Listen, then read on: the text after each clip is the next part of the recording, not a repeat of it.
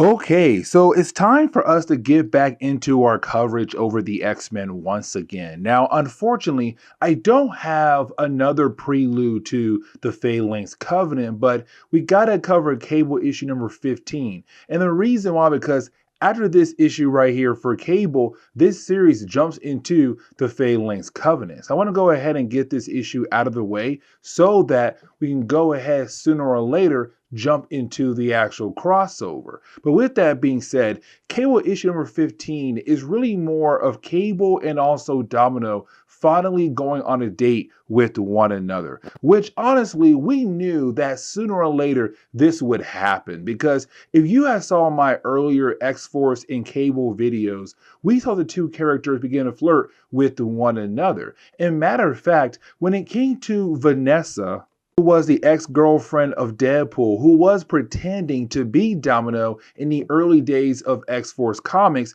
even then you had Cable kind of express his love for Domino, even though he had no idea that he was not really hanging out with Domino, he was hanging out with Vanessa, someone known as Copycat, working for his evil son Tolliver. Either way, it's Cable kind of saying like, for a while now with Domino, I should be with her. I like her. She's been in my corner ever since I came back in the past and formed different teams in the past. Now, before we're able to see the actual date between Cable and Domino, we get a flashback in the opening pages of this book. And we pick up with a flashback of when Michael, the older brother to Colossus, had committed suicide. Now, when Colossus' older brother Michael did commit suicide, he also, committed genocide as well, as he killed off the last few members of the Morlocks who were in the tunnels, because he believed that the Morlocks should go ahead and be killed off. They also wanted to die because the Morlocks did not have the ability as the X-Men did when it came to being able to go out in the public. Let me explain. You see, for the X-Men, they look normal. Yes, they are mutants. Yes, they have powers, but you could not tell unless they show off their powers. Now, there are some members of the team of the X-Men where you could tell they are mutants, Nightcrawler, Archangel, and Beast, but two of those characters at least have image inducers to hide their actual appearances. But for the Morlocks, when they had gained their mutant abilities, unfortunately, they didn't come out normal. They came out looking different. And so, unfortunately, they had to hide in the sewers as a way to continue to live on with their lives. Now, there were a few other reasons behind the idea of Michael going out of his way to flood the entire tunnels of the Morlocks, but you still had some members of the Morlocks who did not want to die at all. And matter of fact, they tried their best to survive when it came to tunnels being flooded by water thanks to Michael. And one of those characters was Thorn. Now, when it comes to Thorn, we met her in the earlier parts of our coverage over X-Force comics. Matter of fact, she is the older sister to Pharaoh, who was one of the older members of X-Force. Now, unfortunately, we don't know much about their origin stories just yet, but sooner or later, we're going to have some stories kind of explain their actual origins. But for Thorn, after she had left the Brotherhood of Evil Mutants, well, she went back over to the Morlocks, except when she got back, of course, that was when the tunnels got flooded by water thanks to Michael. And so her main goal was to just survive. Now, she did find a young girl named Sarah, and her main goal was to protect Sarah. But unfortunately, the tunnels flooded, and so she lost Sarah in the flood. And so for Pharaoh, her main goal was to survive, but to also hold on to hope there are other members of Morlocks who had also survived as well.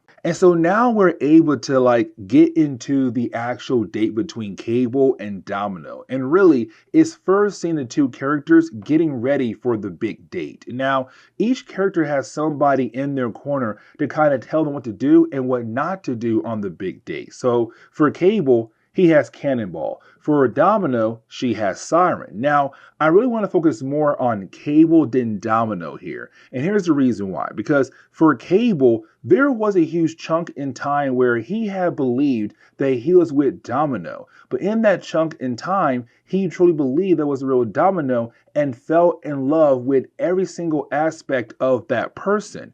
But in reality, that was not Domino at all. That was Vanessa, the ex-girlfriend of Deadpool, who was pretending to be Domino for Mr. Tolliver. And so for Cable, he has to make sure that he does not bring anything up that Vanessa did as Domino that he fell in love with, because then you're kind of showing the real Domino that you never truly loved her, that you love Vanessa, not truly her.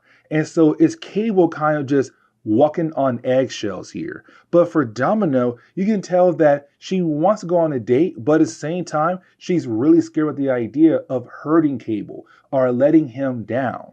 But now we're able to get into the whole idea of the date, right? And so at first, it's the two characters just trying to break the ice. Now, for Cable, he has one big thing not to do on the date, which is mention something that happened with Vanessa, who was pretending to be Domino. The only thing he has to not do is to do that right there. But of course, he does that one thing he's not supposed to do. And so unfortunately, the date gets very awkward very quickly. Now, luckily for Cable, he saw somebody in the shadows of the trees near the restaurant. And so you have Cable just walk away to go confront that person that he saw just a moment ago as a way to get away from that huge awkward moment. But for Cable, he was correct when he said he saw somebody in the trees that he recognized, and that would be, well, good old Thorn. Now, for Cable, he believes that this will lead into another battle between these two characters, because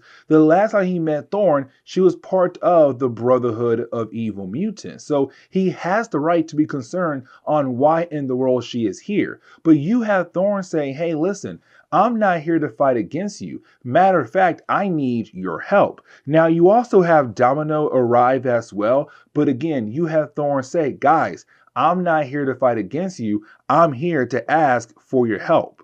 And so you have Thorn tell Cable and Domino that she's trying to do the ceremony of the light. Now, the ceremony of the light is a very special thing for the Morlocks. But before I am able to explain what that is, I kind of want to talk more about why you have Thorn trying to do this special moment for the Morlocks. Because apparently, after she had lost Sarah in the flood, she hears the voice of Sarah, and apparently there are other Morlocks who have survived the flood of Michael. But those Morlocks, they're scared to come out of hiding, and so the only way to bring them out of hiding is to do the ceremony of the light.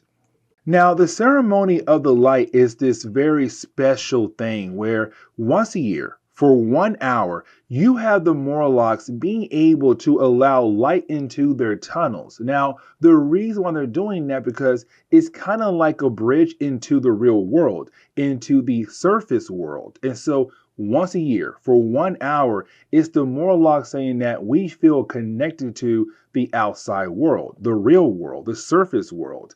And so for Thorn, she said, as Sarah told her, if they do the ceremony of the light, then most likely those Morlocks who have survived the flooding of Michael might finally come out of hiding. And so you have Cable and Domino being able to do the ceremony of the light. And you have Sarah walk out. And for Thorn, she's really happy about the idea of finding this young girl. It's like, oh my gosh, she feels hope for the Morlocks.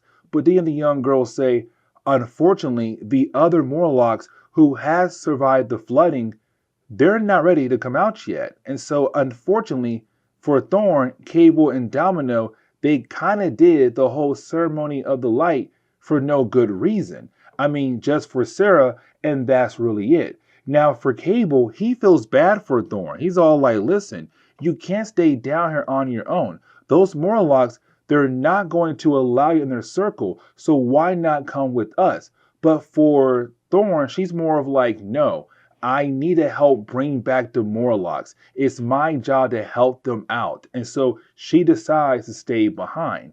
Now, the book does kind of end on the note where you have Cable and Domino being able to kind of like go on a redo for their date.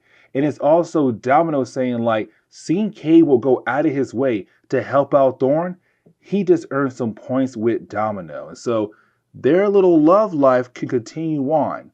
And then the book ends on that note right there. And so, with that being said, guys, please leave me a like down below and subscribe. But, guys, I'll see you on the next comic book video.